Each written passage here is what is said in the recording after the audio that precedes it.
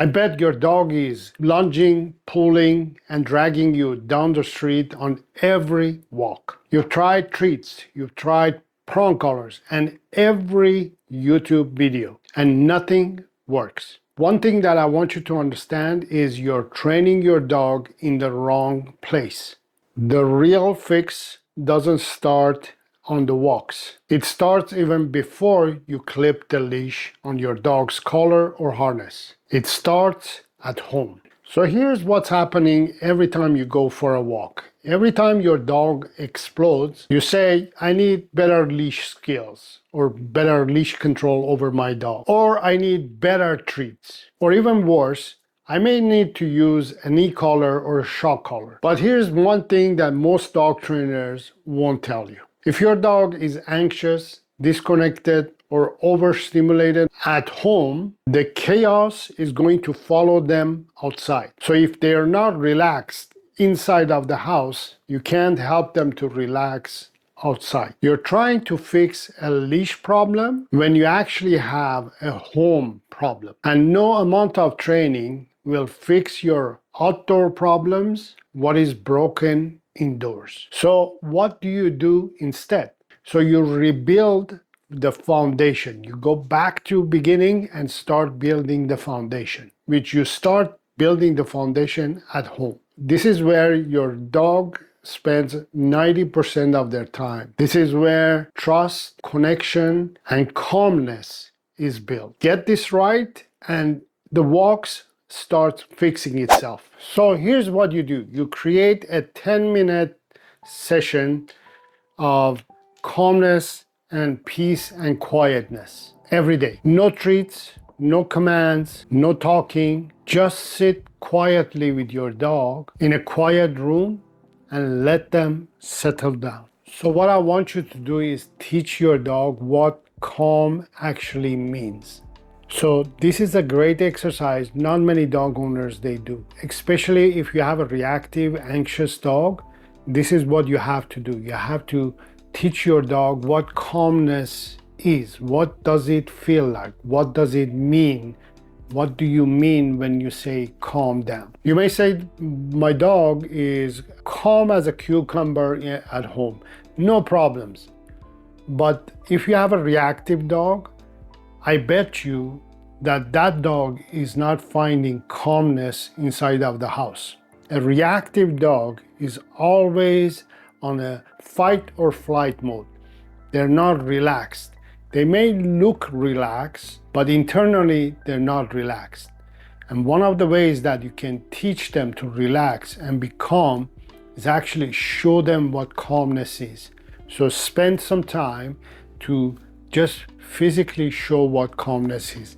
So I'm talking now, but I will spend 10 minutes, 15 minutes, just no talking, just hanging out with my dog and just let it understand what calmness feels like. Internally, I'm calm, relaxed. I'm not thinking about anything. I have zoned out and I'm just chilling with my dog. And I'm being a great example for my dog to understand what calmness and relaxation is. We're not training obedience now. We're just rewiring your dog's nervous system. This helps to rebuild the foundation for the nervous system and creates emotional regulation. If they can't calm down inside of the house with you, they will never get calm when they're outside experiencing the triggers. That's why we start here. So the second thing that you're going to start doing is you're going to start creating predictable structure throughout your dog's life. Reactive dogs are anxious dogs. And anxiety, it thrives on chaos. When your dog doesn't know when they're gonna eat, when they're gonna walk, when they're gonna play, when they're gonna rest, their brain starts staying in a survival mode. So create a routine. Same feeding time, same walking time, same sleeping time, same play time. So when your dog knows what to expect, they stop looking for triggers. They start relaxing because you have become the source of clarity for them. And that's what leadership is. Not obedience, not ordering things around, not giving commands, but predictability. Your dog needs to know, okay, my owner has got this. I don't have to figure everything out. And your dog says, finally, I can relax. That's exactly what structure does to your dog. To make this even better, I have created a formula which you're providing your dog's daily 5 essential needs, which are exercise, training, socialization, care, and affection. And you provide them in that order. To learn more, you can refer to the video link that I have in the description below. So start connecting with your dog using play. You're not commanding to your dog, you're not teaching still, you're not training your dog, you're not teaching obedience to your dog, you're just playing with your dog. And play builds trust, connection, and also it builds communication, bond. And when you play with your dog, whatever game that your dog really likes, you're building that trust even more, where you're not asking your dog to do something. You're asking your dog to trust you, believe in you, and be connected with you. And when you do that, most dogs start building better trust and connection. Most dog owners, they rely on commands or obedience commands to get results when their dog is triggered. Obedience commands is basically compliance. You're telling your dog, do this, otherwise you're going to get that. When you're having conversation like that with your dog panics even more.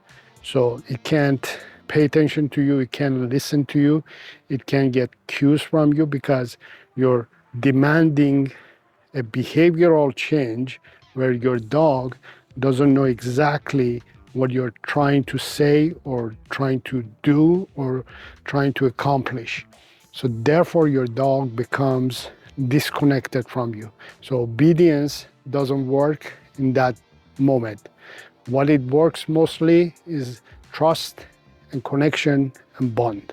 So instead, play games that your dog really likes, like recall games that you can ask your dog to come inside of the house, chase me games, follow me in the hallways and follow me in the house. As long as you create a game with those. Games such as hide and seek. If you're going to play hide and seek, you can hide the toy and ask the dog to find it. Go find it. You can hide the toy and ask your dog to find it, or you can hide yourself and ask your dog to find. The other thing that I do is I mix my training method, which is play and praise reward system, with the training. So when I'm training my dog using play and praise, it becomes a game. So Annie, sit. Good girl. So then I reward it, right? So now the training becomes a game. So any place, sit, stay, go get it. So those becomes games if you do it the way that I teach, which is using play and praise as a reward system.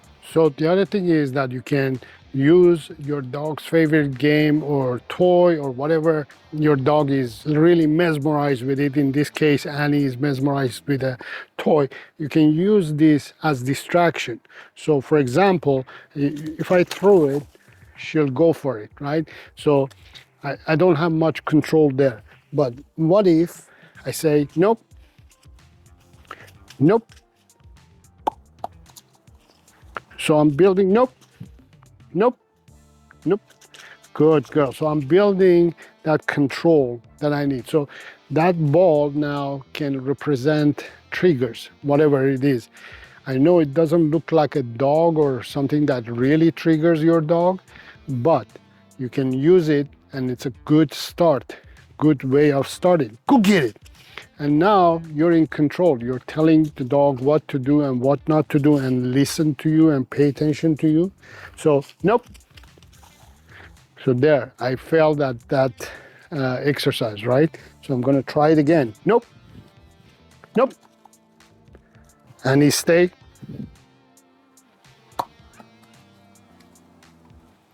Go get it.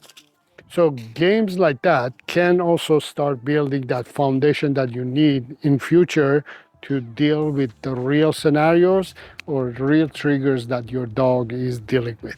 So the fourth thing that you're going to do is you're going to start introducing minor triggers to your dog at home.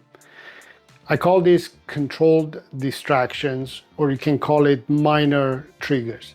So if your dog is reactive to people walking by your window, you introduce the trigger and you see if your dog is able to turn off and pay attention to you and listen to you. Practice, for example, in your driveway. See if your dog is paying attention to you or the triggers. Or start in your front door and let your dog see people pass by and see if you can control it. So this is the key. You do this before you get to level 5. Level 1 is in your home, level 2 is in the backyard, level 3 is the front yard, level 4 is street, level 5 is the parks or other areas.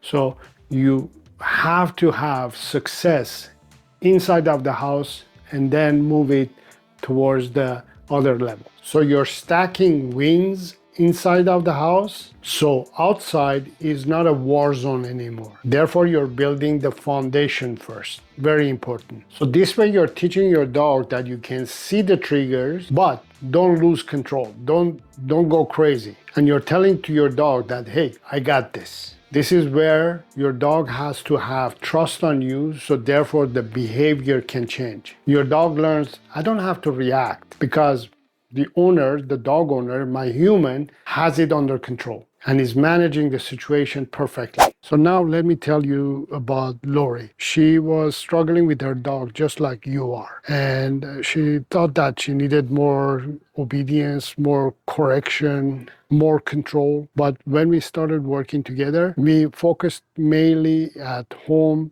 working on building trust, connection, engaging games, structure, overall calmness training, and building a solid bond with the dog. And then something clicked, both in Lori and also in the dog. Within a few weeks, her dog started walking calmly, checking in with her during the walks, staying relaxed when seeing the triggers, without using treats, no tools, and we just work on the connection. And that's what happens when you fix the foundation first. And then there was a big missing piece of the puzzle that I really learned why I wasn't making any progress, and that was the bonding. I couldn't figure out why. Not only it was the treats, it was like I still need to work on the bonding with my dog, but I honestly, I love the bits and pieces that I've learned in the bonding and no treats, and now we're going to move forward with the training, and I'm looking forward to that with you. So here's what I want you to take away from this video. If you've tried everything and nothing has worked, and you're still struggling with reactivity, aggression, you're not failing. You're just training your dog in the wrong place. Remember, the walk at the park is the final exam, but you can't skip all the homework that you have to do before you get there. Your home is where the transformation happens, and it's where you build the foundation. This is the place that your dog learns to build trust, to calm down. So get this right, and the walks becomes easy.